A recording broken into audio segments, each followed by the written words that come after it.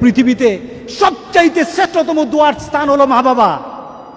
ওই মা বাবা যদি হাত পাতে আরশ পর্যন্ত পৌঁছে যায়, ওই মা বাবা যদি বদদুয়া করে, পৃথিবীর সব তীর সব টার্গেট মিস হতে পারে, কিন্তু মা বাবার বদদুয়া কখনো মিস হয় না, কখনো মিস হয় না। আর সন্তান মা বাবার জন্য যখন দোয়া করে, পৃথিবীর কোনো হুজুর, পৃথিবীর কোনো বুজুর্গ ব্যক্তির দোয়া কবুলের ব্যাপারে সন্দেহ থাকতে পারে, কিন্তু সন্তান যখন মা বাবার জন্য দোয়া করে, এই দোয়া আল্লাহ ফেলে দেয় না। সুবহানাল্লাহ। কারণ মা বাবার এই দোয়াটা শিখিয়ে দিয়েছেন স্বয়ং আল্লাহ সুবহানাহু ওয়া তাআলা, রব্বির হামহুমা কামা রব্বায়ানি সাগীরা।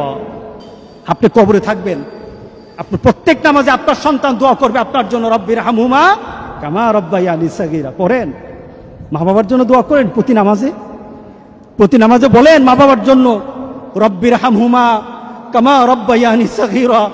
আপনি দোয়া করেন, দেখবেন আপনার দোয়ার কারণে আপনার সন্তান আপনার জন্য দোয়া করছে। আপনাকে আল্লাহ যেন এমন সুযোগ করে দেয়, এমন কুলাঙ্গার সন্তান যেন আমাদের সন্তানগুলো আল্লাহ না বানায়। সবাই বলেন আল্লাহুম্মা আমিন।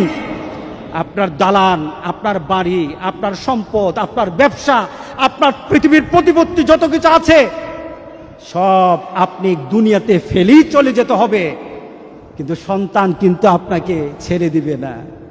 সন্তান আপনাকে ছেড়ে দিবে না।